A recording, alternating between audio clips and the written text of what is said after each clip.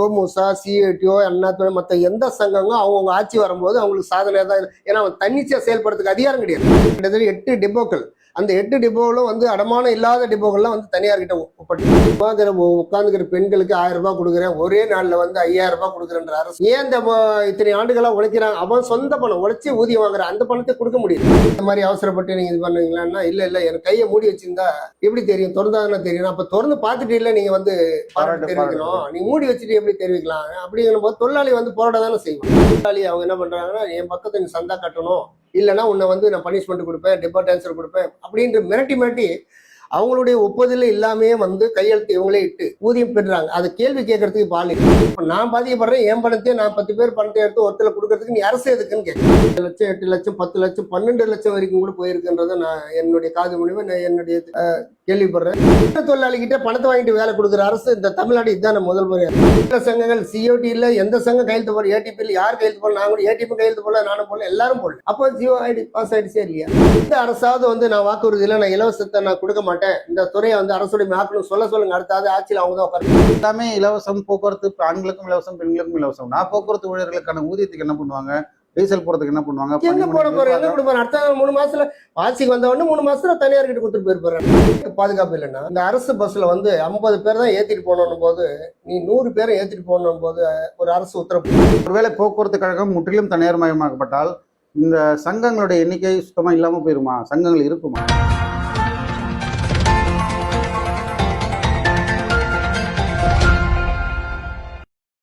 இனிய தமிழகம் நண்பர்களே, மனித உரிமை தொழிற்சங்கத்தினுடைய நிறுவனர் தலைவர், மனித உரிமை வெளிச்சம் பத்திரிகையினுடைய ஆசிரியர் திரு நடராஜன் அவர்கள் நம்மோடு இருக்கிறார்.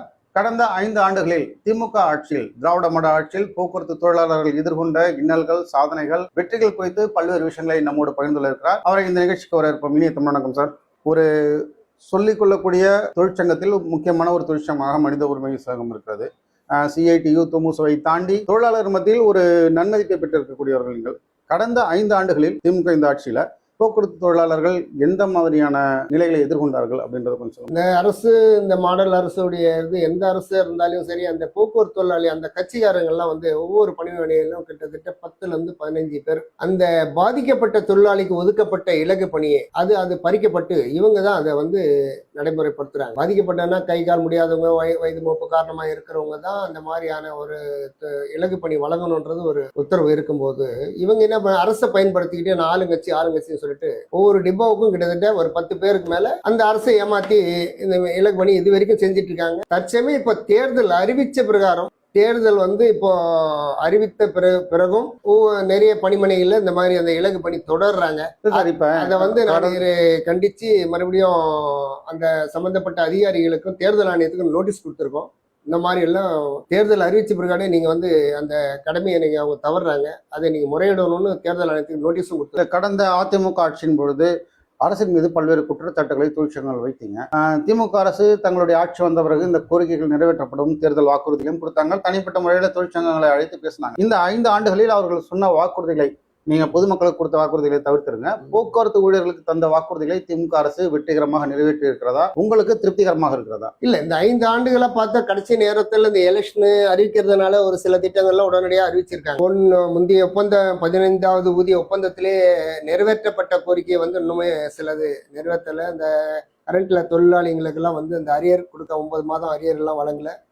2வது பெரிய ஒரு கோரிக்கை நாமளே நம்ம இந்த யூனியன்ல 15வது ஊதிய ஒப்பந்தத்துல ஒரு கோரிக்கை வச்சோம். இந்த கோரிக்கை என்னன்னா, இந்த தண்டனைகளை வந்து எல்லாத்தையும் மேல்முறையீடு தண்டனை கொடுத்துருக்காங்க இல்லையா, அந்த சர்வீஸ் புத்தகம்னு ஒன்று வச்சிருப்பாங்க. அவங்க தண்டனை அப்படியே வந்து அதுல அந்த தண்டனை வந்து ரத்து பண்ணி கொடுங்க, நான் ஒப்பந்தத்துல நான் கையெழுத்து போடுறோம், அது வந்து நீங்க 5 ரூபாய் இல்ல 50,000 சேர்த்து கொடுத்தாலும் எந்த தொழிலாளிக்கு போய் சேர போறதில்ல, இந்த ஓடி பணியில் இருக்கிறவங்களுக்கு தான் போய் சேரும். அதனால இந்த தண்டனையை ரத்து பண்ணிட்டீங்கன்னா அவங்களுடைய முழு ஊதியம் போய் அவங்களுக்கு சேரும்னு அமைச்சருக்கு ஒரு கோரிக்கை. அமைச்சரும் அதை ஏற்று கண்டிப்பா நிறைவேற்றணும்னு சொல்லிட்டு வெளியே வந்து ஒரு ரூம்ல பேசிட்டு வெளியே வரும்போது என்னன்றாங்க, இந்த அரசு அதிகாரிங்க அவங்களுக்கு என்ன அறிவுரை கூறினாங்களோ தெரியல, நீங்க அதை ஏற்றுக்கொள்ளப்பட்டதுன்னா நிறைய பணத்தை நம்ம இழக்க வேண்டியதா இருக்கும், அதனால நீங்க ஒரு 3 ஆண்டு 4 ஆண்டு அந்த மேல்முறையீடு தண்டனை மட்டும் ரத்து பண்ற மாதிரி ஒரு கோரிக்கை வைங்கன்னு சொல்லி அவங்க பேசியிருப்பாங்க போல. வெளியே வந்து ஒப்பந்தத்துல பேசும்போது அந்த மேல்முறையீடு மனித உரிமை கோரிக்கைனால அந்த மேல்முறையீடு வந்து ஒரு 3 ஆண்டுகளுக்கு நீங்க நிறைவேற்ற தண்டனை ரத்து பண்ணிக்கிறத பரிசீலனை செய்து மீண்டும் அதை வந்து ரத்து செய்யறேன்னு சொல்லி ஒரு வாக்குறுதி கொடுத்தாங்க. அது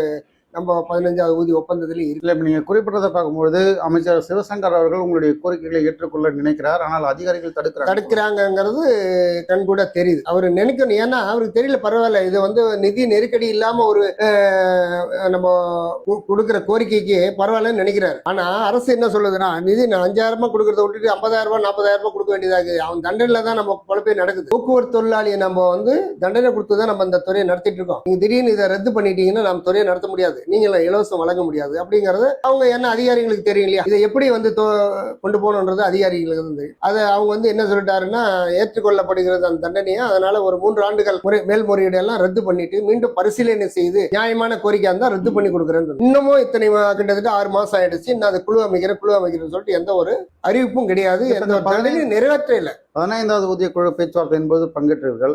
முக்கியமா தொழிற்சங்கங்கள் பொதுவாக அனைவரும் சேர்ந்து வைத்த முக்கியமான கோரிக்கைகள் என்ன, அதில் நிறைவேற்றப்பட்ட கோரிக்கைகள் என்ன? இல்ல மத்தவங்க வச்சாங்கன்னா நம்ம மனித உரிமை முதல் கோரிக்கை வந்து அரசு உடைமை ஆக்கணும், அரசு ஊழியர் ஆக்கணும்ன்ற கோரிக்கை தான் நம்ம வச்சோம். அது வந்து இந்த அரசு வந்து ஏற்றுக்கொள்ளாது. அரசுடைய கொள்கை போக்குவரத்து ஊழியர்களுடைய பண பலன்களையோ அல்லது அவர்களுக்கு தேர வேண்டிய மற்ற சலுகைகளையோ உடனடியாக வழங்குவதற்கே தயங்குறவங்க அரசு ஊழியர் அப்படின்ற ஒரு அந்தஸ்தை எப்படி தருவாங்க? இல்ல அரசு ஊழியர் ஆக்கிட்டா அந்த மாதிரி இவங்க தனிச்சு அந்த துறையை வந்து தனியாருக்கும் கொடுக்க முடியாது, இலவசமும் வழங்க முடியாது. புரியுதா? இந்த துறையை வச்சுக்கிட்டு தான் ஏமாட்டிட்டு இருக்காங்க அந்த அரசு. எந்த அரசு வந்தாலும் சரி, பாத்தீங்கன்னா திடீர்னு வந்து இவர் வந்து பெண்களுக்கு இலவசம், அப்புறம் அடுத்த அரசு வந்தாக்க ஆண்களுக்கு இலவசம். இல்ல அதான் கேட்கணும்னு நினைச்சோம். ஒவ்வொரு கட்சிகளும் தங்களுடைய தேர்தல் அறிக்கையில பாத்தீங்கன்னா திமுக அரசு வந்து தற்பொழுது பெண்களுக்கு இலவசம் வழங்கிட்டு பேருந்து பயணம், அடுத்து வந்து அதிமுக வந்து ஆண்களுக்கும் இலவசம் அப்படின்றாங்க. விஜய் அவர்கள் வந்து யார் வேணா எந்த பஸ்ல வேணா போய்க்கலாம் அப்படின்னா, அப்போ போக்குவரத்து ஊழியர்களுடைய இல்ல இவங்க என்னதான் நினைக்கிறாங்க, ஒண்ணு இந்த துறையை வந்து இவங்க எப்படி சொல்றது, தனியார் துறையா இருக்கிறதுனாலதான் இது ஒரு கான்ட்ராக்ட், இது அரசு துறையா இருந்தா இவங்க தான் பேச முடியாது. நான் முதல்ல சொல்லிட்டேன், இந்த ஓடி பணியை இருக்க முடியாது, இந்த இலக்கு பணியை அரசுடைய கருவூலம் மூலமாக யாரும் ஊதியம் பெறாங்களோ அவங்களெல்லாம் அரசு ஊழியராக ஆக்கப்படும். அதுதான் நம்ம கோரிக்கை வைக்காது. அதை நிறைவேற்றாத எந்த அரசு வந்தாலும் நிறைவேற்ற முடியாது. அண்ணா திமுகவா இருக்கட்டும் திமுகவா இருக்கட்டும், நிறைவேற்றாத காரணம் என்னன்னா, இதை வச்சுதான் வந்து இந்த துறையை வந்து போக்குவரத்து தொழிலாளி ஒரு இலச்ச வாங்கி நினைச்சிட்டாங்க போல. எப்படினாலும் இவங்களை ஏமாத்தி நம்ம கொடுக்கறத வாங்கிட்டு போயிடுவாங்க. ஏன்னா இதுல என்னன்னா, இந்த இபிக்கு எல்லாம் வந்து ஒரு சில சங்கங்கள் தான் இருக்கு, அவங்க சொல்ற கோரிக்கையை உடனடியாக முடிக்கிறாங்க. இந்த போக்குவரத்து துறைக்கு மட்டும் ஒரு சங்கம்னு சொல்லிட்டு எவனா ஒருத்தர் சொன்னா நீ வா உள்ளவா, கிட்டத்தட்ட 87 சங்கத்தை உள்ள கூப்பிட்டு இப்ப நான் வெளியே வந்துட்டேன். இது எப்படி சாத்தியமானது? சாத்தியம் சொன்னானே, இதை கேள்வி கேட்க யாருக்கிறான், இதை கேள்வி கேட்க மொத்தமா பதிவு பண்ண சங்கங்கள்லாம் இருக்கா இல்லையா, பதிவு இருக்கா இல்லையா, அமைப்பு சாரா பிரிவு சங்கங்கள்லாம் வந்து உள்ள வந்து, அதுல முதல்ல சங்கத்திலே 2 பேர் கூட இருக்க மாட்டான், அத்தனை பேர் 87 பேரை உள்ள கூப்பிட்டு நீ வந்து அவங்களுக்கு ஒரு சலுகை கொடுக்குறாரு, நீ என்னென்ன சொல்லுங்க, உனக்கு என்ன ஓடி வேணுமா, இல்ல ஏதாவது தண்டனை ரத்து பண்ணுமா, ரைட் ஓகே கையெழுத்து போடுறியா, இப்படி சொல்லிட்டு இந்த ஒப்பந்தம் முடியுதுன்னா இப்ப போக்குவரத்து தொழிலாளிக்கு எதிரான ஒப்பந்தம் தானே அது. இல்ல இப்ப இந்த 87 சங்கங்கள் அப்படின்றது மிகப்படுத்தப்பட்ட ஒரு எண்ணிக்கையா இருக்கும்போது நீதிமன்றம் ஏன் இதை கட்டுப்படுத்த முயற்சி இல்ல? நீதிமன்றத்துக்கு தான் போய் நீதிமன்றமும் இப்ப என்ன சொல்லுதுன்னா, அவ்வளவு சங்கங்கள் அழைச்சு கூப்பிட வேண்டிய அவசியம் இல்ல, நீ தேர்தல் நடத்துங்க, அங்கீகார தேர்தல் நடத்தி அந்த தேர்தலில் யாரு 50% 20% யாரு அதிகப்படுத்துறா அவங்கள வச்சு பேச்சுவார்த்தை நடத்தினா அந்த ஒப்பந்தம் சரியா இருக்கணும்ன்றது நீதிமன்றம் வழங்குறது நான் வரவேற்கிறேன். அதுதான் நடைமுறைப்படுத்தணும்னு ஆசைப்படுறேன். அடுத்த 2016 இப்ப 26 வருது இல்லையா, அடுத்து 27 வந்து 16வது ஊதிய ஒப்பந்தம் வருது. இல்ல கடந்த ஆட்சியின் பொழுது தொழிலாளர்களின் கோரிக்கையை நிறைவேற்றுங்கள்னு கடுமையாக போராடிய தொமுசா இந்த ஆட்சியின் பொழுது அமைதியா இருக்கிற இடம் தெரியாம அமைதியா இருக்கிறாங்க. நாங்க தோமுசா இல்ல சொல்லிடுறோம், தோமுசா சிஐடிஓ அண்ணா மத்த எந்த சங்கங்களும் அவங்க ஆட்சி வரும்போது அவங்களுக்கு சாதனை தான். ஏன்னா அவன் தன்னிச்சையா செயல்படுறதுக்கு அதிகாரம் கிடையாது, தன்னிச்சையா செயல்பட சங்கத்தை அவன் நடத்த முடியாது. புரியுதா? நான் என்னன்றேன்னு என்ன கேள்வி கேட்க முடியாது. உன்னுடைய சலுகை நான் எதிர்பார்க்கல, என் தொழிலாளி உரிமை மட்டும் தான் கொடுன்னு நான் கேட்கிறேன். எங்களை அவனை வஞ்சிக்க முடியாது, கேள்வி கேட்கறது அதிகாரம். அவங்க என்ன பண்றாங்க, அந்த அரசு எந்த அரசு, நீங்க அடுத்தது திமுக இல்ல அடுத்தது அண்ணா திமுக யாரோ ஒன்று வராங்கன்னா அவங்களுக்கு சாதனை தானே இவங்க பண்ண முடியும். இன்னைக்கு பேசுற பேச்சு நாளைக்கு பேச முடியும். இதே திமுக வந்து நாளைக்கு அவங்க பேசுவாங்க, ஏன் எங்களுக்கு இது மாதிரி வழங்கல. நீங்க கழகங்களா இருந்து அரசு ஊழியர்களா ஆக்குன்றீங்க, ஆனா கழகங்கள் இன்றைக்கு தனியார் மயமாக்கி கொண்டிருக்கிறது. அதுதான் நான் சொல்றேன், அந்த மாதிரி வரக்கூடாதுன்றதை இப்ப கொஞ்சம் கொஞ்சமா வித்துன்னு வந்துட்டாங்க. இப்ப பாத்தீங்கன்னா 32 டிப்போக்கள் வந்து மாநகர போக்குவரத்து கழகத்தில் இருக்கு. அதுல கிட்டத்தட்ட 8 டிப்போக்கள், அந்த 8 டிப்போவிலும் வந்து அடமானம் இல்லாத டிப்போக்கள்லாம் வந்து தனியார் கிட்ட ஒப்படைச்சிட்டாங்க. பல்லவன் சாலையிலேயே முதல்ல அடமானத்துல தான் இருக்கு. யாருக்கு அடமானம்? அது அந்த அடமானம் போட்டு அந்த அரசு வந்து யாரும் தனியாருக்கு அடமானம் வச்சிருப்பாங்க. அதை இது இந்த இப்ப நம்ம பொருள் ஒண்ணு இல்ல இருக்குது. சார், இப்ப போக்குவரத்து அப்படின்றது இன்றியமையாத விஷயம். இன்னைக்கு தமிழகத்துல வந்து அதிக வருவாய் ஈட்டி தருவது போக்குவரத்து துறைன்னு வச்சுக்கோங்க. அப்ப வரக்கூடிய லாபம்லாம் எங்கதான் போகுது? எல்லாமே அடமானம் இருக்கிறது அல்லது சார் கடன் லாபம் நஷ்டம்னு முதல்ல லாப நோக்கத்துக்கான இந்த துறை இல்லைங்கிறது தான், பொதுமக்கள் சேவைக்கான துறை தான் இருக்குது. இப்ப என்ன பண்றாங்கன்னா இந்த எல்லாத்தையும் இலவசம், அதான் சொல்றேன், இந்த இலவசம் எல்லாத்தையும் அறிவிக்கும் போது தான் அந்த உழைக்கிற தொழிலாளிக்கும் ஊதியம் கொடுக்க முடியல. சும்மா உட்காந்துக்கிற பெண்களுக்கு 1000 ரூபாய் கொடுக்குறேன், ஒரே நாள்ல வந்து 5000 ரூபாய் கொடுக்குறேன்ற அரசு ஏன் இந்த இத்தனை ஆண்டுகளா உழைக்கிறாங்க? அவன் சொந்த பணம் உழைச்சி ஊதியம் வாங்குற அந்த பணத்தை கொடுக்க முடியல. ஒரு 500 கோடி ஒதுக்குனாலே கிட்டத்தட்ட ஒரு அளவு சரி பண்ண முடியும். ஒரே நைட் ஒன் நைட்டு நீங்க வந்து 6550 கோடி ஒதுக்கி அவங்களுக்கு நைட் ஒன் நைட் மத்திய அரசு ஏதோ உயர்நீதிமன்றம் உத்தரவு போட்டோமோ அந்த இலவச தவிர்த்துருவாங்களோ, நம்ம இது பண்ண அவசரமா நைட் ஒன் நைட்டு போடுறோம். ஏன் அந்த தொழிலாளிக்கு அது மாதிரி போட்டா எவ்வளவு ஒரு இதா இல்ல, இப்ப இருக்கு? தொழிலாளர் பணியில இருக்கும்போது இறந்துட்டா அவங்களுக்கு வந்து ஒரு நிவாரண நிதியாக ஒரு பெரிய தொகை தரப்படுகிறதுன்னு சொல்றாங்களே, அதெல்லாம் ஒரு எங்க கொடுக்குறாங்க சார்? அந்த தொகையை வந்து அதுதான் சொல்றேன்னு, தண்ணி போட்டுட்டு குடிச்சிட்டு சாகுறான், கஞ்சாடிச்சு சாகுறான், அவனுக்கு 10 லட்சம் 20 லட்சம் நிதி வந்து அரசு இந்த இப்ப நடக்க போற அரசோ இல்ல கள்ளச்சாராய சாகுல வழங்குது கூட குறிப்பிட்டிருக்கீங்க. இருக்குது. ஆனா போக்குவரத்து தொழிலாளி ஒருத்தர் இறந்துட்டா போக்குவரத்து தொழிலாளி ஊதியத்தை பிடிச்சி இப்ப நடக்கிற கொடுமை அதுதான். நான் அது எதிர்ப்பு தெரிவிக்கிறேன். போக்குவரத்து தொழிலாளியுடைய ஊதியத்துல பிடிச்சி மாசம் ஒரு சம்பளத்தை பிடிச்சி அவங்க நிதி கொடுக்குற மாதிரி அரசு காட்டு. மாதம் 1000மோ 2000மோ இல்ல 500 300 400 எத்தனை பேர், அப்ப அதுல எத்தனையோ லட்சம் கோடிகள் வருமானம் வருது. அதை வந்து சரியான முறையில அந்த நிதி போய் சேர்தான்றதுக்கும் ஒரு கணக்கு கிடையாது. ஒரு வாய்மொழி உத்தரவுல தான் அது ஒரு சட்டம் நிறைவேற்றப்படல. அதை வந்து இந்த தொழிற்சங்க அடிமை தொழிற்சங்கத்தை வச்சுக்கிட்டு அவங்க கண்முனையில தொழிற்சங்கத்தினுடைய ஒப்புதல் பேர்ல தான் நான் வழங்குறேன்னு சொல்லிட்டு நடைமுறைப்படுத்துறாங்க. ஒவ்வொரு அந்த பண்டு நிதி ஒதுக்கும் போதெல்லாம் அந்த தொழிற்சங்கத்தை கூப்பிட்டு இல்ல, அழைப்பு பொது வெளியில பார்க்க முடியுது என்னன்னு பார்த்தீங்கன்னா, போக்குவரத்து ஊழியர்கள் அந்த சங்கங்களுடைய தலைமையை கேள்வி கேட்கிறார்கள். இப்ப முதல்ல கேள்வி கேட்க மாட்டாங்க. தொழிலாளர்கள் விருப்பம் இல்லாம அந்த ஒப்பந்தத்தில் கையெழுத்திடுவது அல்லது செய்யாத விஷயத்தை செய்து விட்டதாக சங்கங்களே முன்னிறுத்துவது, தொழிற்சங்கங்களை அதை வந்து சங்கத்தில் இருக்கக்கூடிய உறுப்பினர்களே வந்து பொதுவெளிகளில் ஃபேஸ்புக்லேயோ மற்ற ஊடகங்கள்லையோ வந்து கேள்வி எழுப்புறாங்க. அப்படிப்பட்ட நபர்கள் சங்கங்களால் குறிப்பிடப்பட்டு அவங்க மீது உளவியல் ரீதியான தாக்குதல் நடத்தப்படுதுன்னு ஒரு குற்றச்சாட்டு. உண்மைதானா? அது உண்மைதான். இப்போ வந்து ஒரு தலைவர் சமீபத்தில் இப்போ பழைய பென்ஷன் திட்டத்தை கொண்டு வரேன்னு சொல்லிட்டு புது பென்ஷன் திட்டம்னு ஒன்று அறிவிச்சாரு. அது இவங்க என்ன பண்ணா, இந்த ஒரு ஜட்கசிவோ ஒரு சங்கங்கள் போய் முதலமைச்சரை வாழ்த்தியாக எனக்கு கொடுத்துட்டீங்கன்னு சொல்லி முதல்ல அதுக்குள்ள இருக்கிற விஷயம் என்னன்னு நம்ம வந்து கேள்வி கேட்டு அந்த சங்கத்தை நான் அழைச்சி கூப்பிட்டு பேசும்போது, என்னங்க இந்த மாதிரி அவசரப்பட்டு நீங்க இது பண்ணுவீங்களான்னா, இல்ல எனக்கு கையை மூடி வச்சிருந்தா எப்படி தெரியும், திறந்தாதானே தெரியும். அப்ப திறந்து பார்த்துட்டு இல்லை நீங்க வந்து பாராட்டு தெரிவிக்கணும், நீங்க மூடி வச்சுட்டு எப்படி தெரிவிக்கலாம் அப்படிங்கிற போது தொழிலாளி வந்து போராட தானே செய்வான். எனக்கு எதிரான போராட்டம். ஒரு தலைவன் நம்பிதான் அந்த தொண்டர் இருக்காங்க. இப்ப தலைவன் சரியா இருந்தாதான் தொண்டர்களுக்கு பாதுகாப்பு கொடுக்க முடியும். தலைவனே வந்து அடிமை மாதிரி போயிட்டு போராடு எப்படி அந்த தொண்டருக்கு பாதுகாப்பு கொடுக்க முடியும் சொல்லுங்க? அரசுக்கு சாதனையா போகும்போது நம்ம அந்த பொறுப்புல இருக்க வேண்டிய அவசியம் இருக்கக்கூடாது. இல்ல, அந்த ஊழியர்களுடைய உறுப்பினர்களுடைய எண்ணிக்கையை காண்பித்து அரசிடம் வந்து தங்களுடைய சுய தேவைகளை நிறைவேற்றிக் கொள்கிறார்கள் தலைவர்கள் அப்படின்ற ஒரு குற்றச்சாட்டு சாத்தியம் தானே? உண்மைதானே? உறுப்பினர்களுடைய எண்ணிக்கை சங்கத்தினுடைய வலுவை பயன்படுத்தி தங்களுடைய சுய தேவைகளை நிறைவேற்றிக்கிறாங்க. அதனாலதான் அரசு தொடர்பா எந்த ஒரு விஷயம் அப்படிதான் இந்த ஆளுங்கட்சி இப்ப என்ன சொல்றதுன்னா, இப்ப திமுக இருக்குதுன்னா 1.5 லட்சம் தொழிலாளி அவங்க என்ன பண்றாங்கன்னா, என் பக்கத்துல நீ சந்தா கட்டணும், இல்லைன்னா உன்னை வந்து நான் பனிஷ்மெண்ட் கொடுப்பேன், டெபார்ட் ஆன்சர் கொடுப்பேன் அப்படின்ற மிரட்டி அவங்களுடைய ஒப்புதல் இல்லாமே வந்து கையெழுத்து இவங்களே இட்டு ஊதியம் பெறுறாங்க. அது கேள்வி கேட்கறதுக்கு இப்ப ஆள் இல்லை. கேள்வி கேட்டீங்கன்னா உன்னை பண்ணிடலாம். நீதிமன்றத்துக்கு வழக்கு தொடர முடியாதா? ஒரு எத்தனை முறை தான் நான் நீதிமன்றம், எவ்வளவு பேர் தான் நீதிமன்றத்துக்கு கொண்டு போறோம். நம்ம உழைக்கிற ஊதியமே ஒழுங்கா வாங்க முடியல. இதுல வேற ஒருத்தர் சார்பா அந்த அதே நீதி தானே மற்ற தொழிலாளர்களுக்கும் வரும். அப்ப வந்து நீதிமன்றம் இதை நீதிமன்றம் கொடுக்குற உத்தரவே இந்த அரசு மதிக்கல. போக்குவரத்து தொழிலாளியே இது மாதிரி வந்து என்னுடைய நேரத்தை வீணளிக்காதீங்க, அவங்களுடைய பணத்தை கொடு, நீதிமன்றம் கொடுக்குற உத்தரவே இந்த அரசு கொடுக்க மாட்டேங்குது. மேல்முறையீடு பண்ணுது. என்ன பண்ணுவீங்க? அதாவது நீதிமன்றம் அரசு போலாம், தொழிலாளி போக முடியுமா? எதிர்த்து போக முடியுமா? இல்ல, உங்களுடைய பார்வையில பழைய ஓய்வூதிய திட்டம் சாத்தியம் இல்லை. அது வந்து எதற்காக கேட்கறோம்னா, ஒவ்வொரு போராட்டத்தின் பொழுதும் முதல் குறிக்க அதை வச்சு சங்கங்கள் எந்த சங்கமாக இருந்தாலும் அந்த பழைய ஓய்வூதிய திட்டத்தை வழங்குங்கள். அது வந்து நடைமுறை சாத்தியம் இல்லாது அப்படின்னும் பொழுது உறுப்பினர்களை ஏன் ஏமாற்றுறாங்க சங்கங்கள்? அது ஏமாத்துறாங்கன்னா, இப்பதான் நான் சொல்றேன், ஒரு பாதிக்கப்பட்ட தொழிலாளிக்கு ஒரு பண்டு ஒதுக்குறாங்கன்னு சொல்றாங்களே, அப்ப நம்ம கிட்ட இருந்தே பிடிச்சு கொடுக்குறாங்கல்ல, அதே நிலைமை தான் இந்த பழைய புதிய பென்ஷன் திட்டம் தான் நான் என்னோட கருத்தா சொல்ல முடியும். ஏன்னா அவங்களுக்கு அதான் உன் பணத்தை எடுத்து உனக்கே கொடுக்கறதுக்கு அதுக்கு என்ன தேவை? இப்ப நான் பாதிக்கப்படுறேன், என் பணத்தையே நான் 10 பேர் பணத்தை எடுத்து ஒருத்தர் கொடுக்கறதுக்கு நீ அரசு எதுக்குன்னு கேட்கிறேன். பாதிக்கப்படுறோம் அரசு. அப்ப அரசு துறையில வேலை பார்க்கறோமா இல்ல தனியார் துறையில வேலை பார்க்கணும்? யார் இருந்தாலும் என் பணம் தான் கொடுக்கணும்னா எல்லாத்துக்கும் பாதிக்கப்படணும்.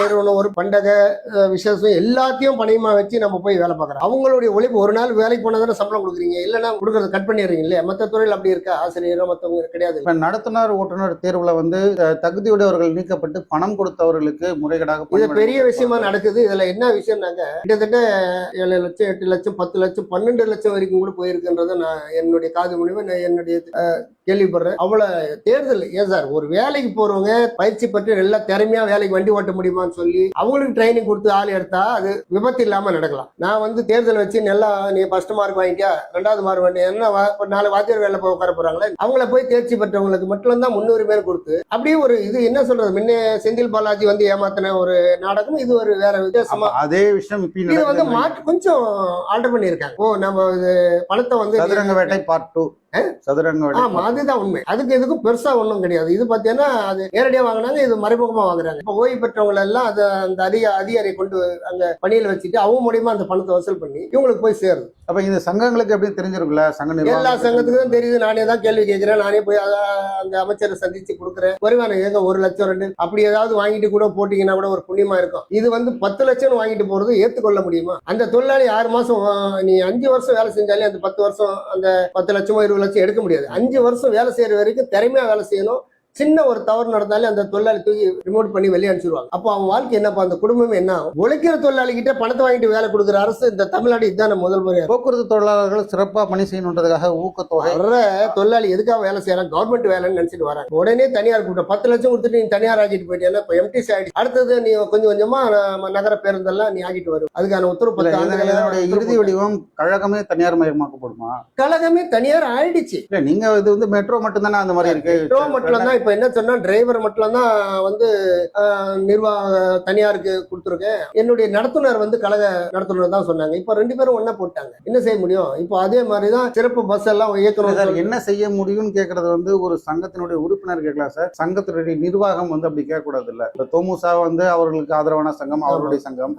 சிஐடியு அவர்களுக்கு இணக்கமானவர்கள். ஆட்சி யாரா இருந்தாலும் அவங்களுக்கு இணக்கமா போயிடுவாங்க. இப்ப கேள்வி கேட்பதற்கான ஒரு தலைமை அப்படின்னு இருக்கும்போது நீங்க அதை உரத்த குரல் எழுப்பலாமே. குறைந்தபட்சம் பொதுமக்களிடம் கொண்டு போகலாம் அந்த பிரச்சனை. அப்படிதான் கொண்டு போயிட்டு இருக்கோம்.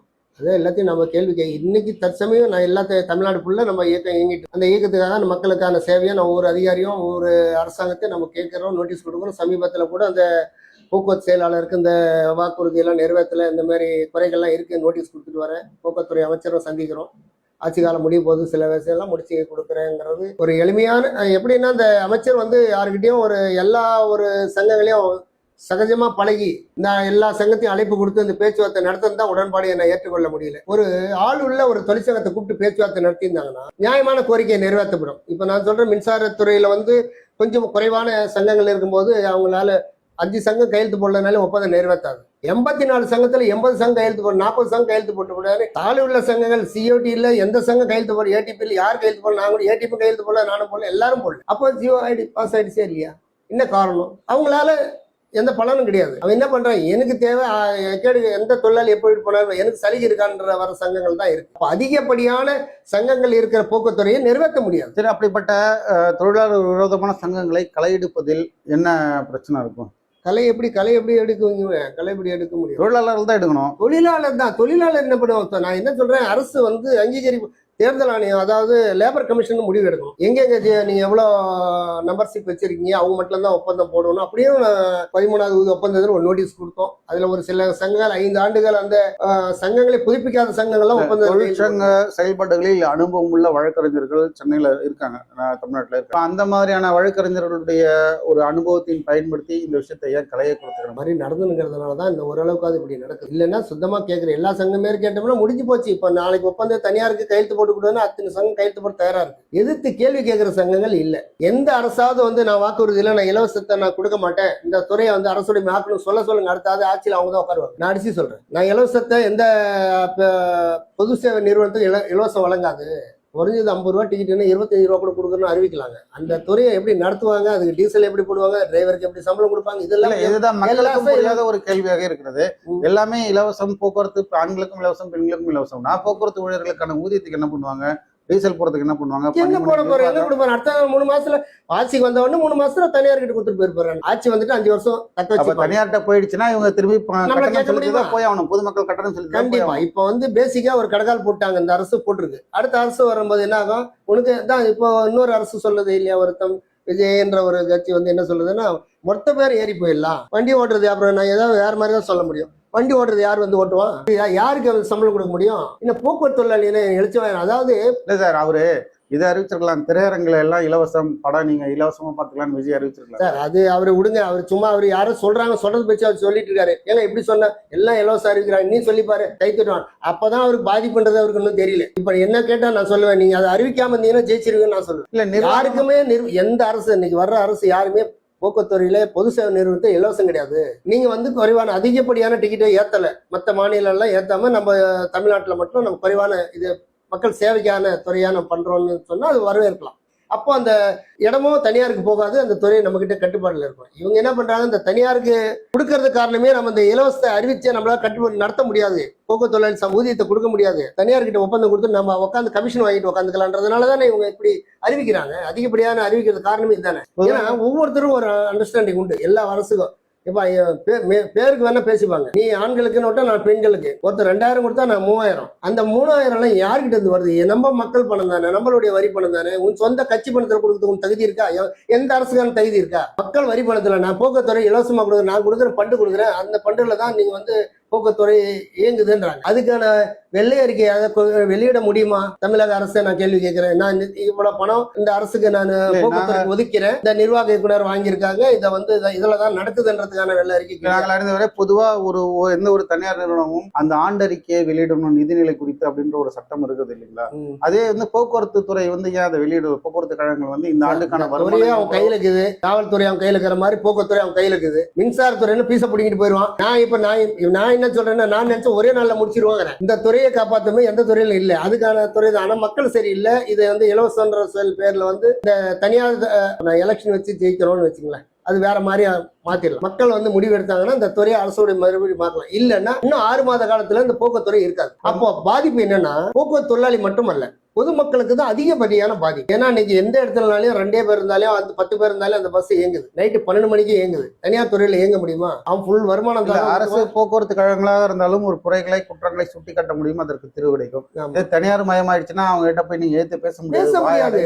நான் இப்ப 5000 ரூபாய் கொடுத்துட்டு ஒரு பெண்களுக்கு வாங்குறாங்க இல்லையா, 5000 ரூபான்ற முன்கூட்டி, அதாவது நான் இன்னும் 3 மாசத்துக்கு வர்றதுக்கு முன்னாடியே கொடுத்துட்டு போறது, உழைச்ச துட்ட முன்னாடி கூடிய அது கொடுக்க முடியல. புரியுதா? நீ முன்னாடி கொடுக்குற, அப்ப எதுக்காகனா நீ ஆட்சிக்கு வரணும். எந்த அரசும் வந்து முன்னாடி ஆட்சிக்கு வரணும்ன்றதுனால முன்பணம் கொடுக்குறது, இது ஒரு லஞ்சமா கொடுக்குற மாதிரி தான். இந்த ஓய்வூதிய பணப்பலன்கள் வந்து நிலுவையில் இருந்த தொகை வழங்கப்பட்டு விட்டதாக செய்திகள் அங்கங்க வருகிறது. இல்ல, இந்த ஆட்சி இப்ப முடியிற நேரத்துல ஒரு சில அறிக்கையெல்லாம் உடனே 4 ஆண்டுகளா நீ நிறைவேற்ற நாங்களும் போராடிட்டு இருக்கோம், கண்ணீர் வச்சிருக்கோம், 10 செத்து போயிட்டான். இப்ப செத்து போன பிறகு நீ பணத்தை கொடுத்து என்ன பிரயோஜனம்? அந்த பாவப்பட்டவர்கள் யாருக்கு போய் சேரும்? இந்த அரசு தானே போய் சேரும். எந்த அரசு எந்த அரசுக்கும் போய் சேருமா? உழைக்கிற தொழிலாளியோடைய, அதான் சொல்றேன், போக்குவரத்து துறையை வஞ்சிக்கிற எந்த அரசும் வாழ்ந்து சரித்திரம் கிடையாது. அப்ப நிலைக்கிறதுக்கு வாய்ப்பும் இல்லை. சட்டமன்ற தேர்தலில் தபால் வாக்குப்பதிவு அப்படின்றது கழக உறுப்பினர்களுக்கு வழங்கப்படுகிறது. அரசு ஊழியர்கள் வந்து தேர்தல் பணிகள்ல இருப்பாங்க, அதனால அவர்களுக்கு தபால் வாக்குகள் வழங்கப்படலாம். போக்குவரத்து ஊழியர்கள் வந்து ஓட்டு போட்டுட்டு அவங்க பணிகளை செய்யலான்னும் பொழுது எதுக்காக அவங்களுக்கு தபால் வாக்குகள் வந்து ஏமாற்றப்படலாம்ன்றது காரணம் தான் நான் கருதப்படும்.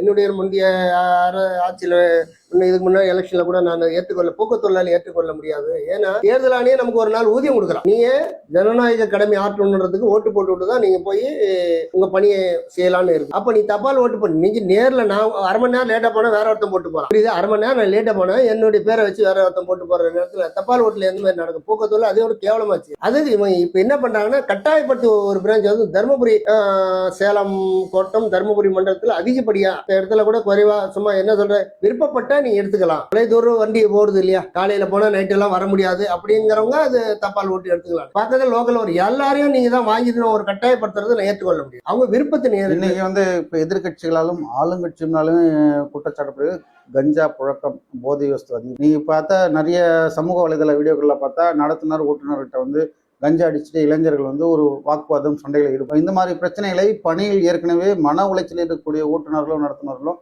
இந்த மாதிரி பிரச்சனைகளை எதிர்கொள்வதை வந்து மனித உரிமை தொழிற்சங்கம் எப்படி பாக்குறீங்க? அதுக்கு என்ன தீர்வு இருக்கணும்? உண்மையா கண்டிக்க தான் செய்யறேன். நான் என்ன போதைப் பொருட்கள் வந்து போட்டுட்டு, போதைப் பொருட்கள் இல்லை சார், முதல்ல போக்குவரத்து பாதுகாப்பு இல்லைன்ற. ஏன் பாதுகாப்பு இல்லைன்னா, இந்த அரசு பஸ்ல வந்து 50 பேர் தான் ஏத்திட்டு போகணும் போது, நீ 100 பேரை ஏத்திட்டு போகணும் போது ஒரு அரசு உத்தரவு போடும். 50 பேர் ஏத்திட்டு போகணும், கரெக்டோட தான் ஏத்திட்டு போகணும், அந்த வண்டி அப்பதான் விபத்து இல்லாம இயங்குன்ற ஒரு காலகட்டத்தில் இருக்கும்போது நீ 50 பேர் ஏத்திட்டு போகணும். அதனுடைய பாரம் தாங்க முடியாம என்ன பண்ண, அடிக்கிற பிரேக் நிக்காம போய் எங்கன்னா முட்டி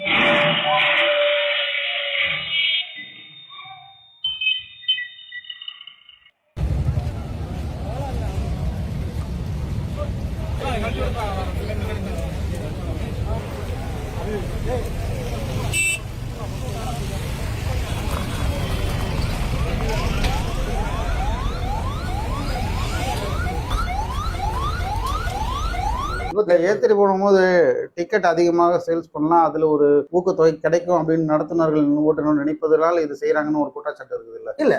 அவங்களுக்கு அதிக அரசு உத்தரவு போட்டா மீறி அவங்க ஏத்த முடியுமா? 50 பேருக்கு மேல ஏத்துனா உனக்கு மெமோ கொடுத்துருவோன்னு ஒரு உத்தரவு போட சொல்லுங்க, அவன் ஏத்துறானா? அப்போ என்ன ஆகுனா மக்கள் வந்து அந்த தொழிலாளி மேல ஒரு மதிப்பு மரியாதை வச்சிருப்பாங்க.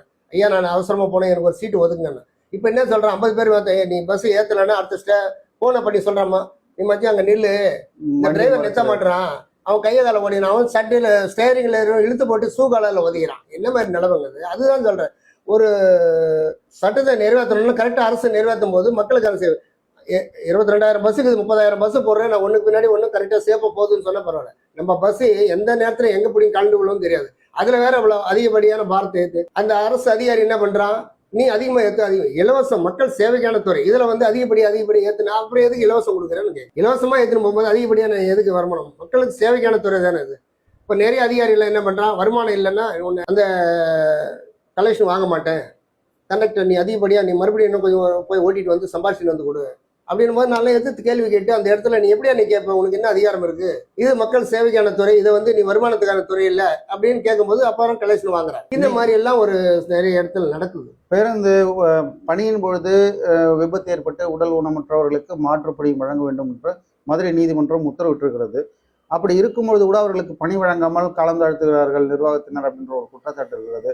குறிப்பாக பார்த்தீங்கன்னா சங்கத்துல ஆளும் கட்சி நிர்வாகத்தில் இருக்கக்கூடியவர்கள் மாற்றுப்பணி என்கின்ற பெயரில் வேலையை செய்யாம சம்பளம் வாங்குறாங்கன்ற குற்றச்சாட்டு இருக்கும். இந்த குளறுபடிகளை தீர்வு காண்பதில் தீர்ப்பதில் என்ன பிரச்சனை இருக்கும்? பிரச்சனை என்ன, ஆளுங்கட்சின்னு வந்துட்டாவே இப்படிதானே இருக்கு. இந்த துறை தனியார், அதாவது கழகமா இருக்கிற வரைக்கும் இவங்க தானே அதை இது பண்றாங்க. அரசு உடைமையா இருந்தா இந்த மாதிரி இலவசம் கொடுக்க முடியாது, அந்த வேற அவங்க பணி அவங்க தொடரலான்றது. இதே மாதிரி அதிகப்படியான சங்கங்கள் வரும்போது என்ன ஆகுதுன்னா, அந்தந்த கட்சியில 10 கூட்டணிக்குதுன்னா 10 பேருக்கு இப்ப இனி வருங்காலத்து இப்ப எல்லாம் வந்து தனிச்சு எதிர்கட்சி அப்படின்ற வர்றதுனால பண்ணாங்க. இனி வருங்காலத்துல அது கூட வாய்ப்பு இல்லைன்னு தான் என்னுடைய கருத்து. இல்ல ஒருவேளை போக்குவரத்து கழகம் முற்றிலும் தனியார் மயமாக்கப்பட்டால் இந்த சங்கங்களுடைய எண்ணிக்கை சுத்தமா இல்லாம போயிருமா? சங்கங்கள் இருக்குமா? ஏன்னா தனியார் மையத்துல போய் நீங்க பெரிய அளவுல ஆதிக்கம் பண்ண முடியும், வேணா வச்சு ஏதோ டிமாண்ட் பண்ண முடியும் அவங்களுக்கு சாத்தியம் இல்ல. இன்னைக்கு அரசை மிரட்டுவது போலவோ இல்ல நடத்தும் போதுன்னு பாத்தீங்கன்னா அப்ப அந்த மாதிரி வருது. சங்கங்கிறது ஒரு என்ன வருமானத்துக்காக ஒரு சங்கம் கிடையாது, தொழிலாளிக்கு பாதுகாப்புக்காக தான் ஒரு சங்கம் இருக்க முடியும். நீங்க மனித உரிமை தொழிற்சங்கத்தை மனதில் வைத்து சொல்ல வேண்டாம், மனித உரிமை தொழிற்சங்கத்தை மனதில் வைத்து சொல்ல வேண்டாம். மற்ற சங்கங்கள் மீது அந்த குற்றச்சாட்டு இருக்கிறது இல்லையா? ஒரு வருமானத்திற்காகவே சங்கங்கள் நடத்தப்படுவதாக ஒரு குற்றச்சாட்டு இருக்கு. இல்ல அவங்க புரிஞ்சுக்கணும், நம்மளாம் இதெல்லாம் நாமளே சங்கத்துல வந்துட்டோம்னா இந்த தனியார் துறை ஆகிட்டாங்கன்னா நம்மளால சங்கம் நடத்த முடியுமான்றது முதல்ல புரிஞ்சுக்கணும்.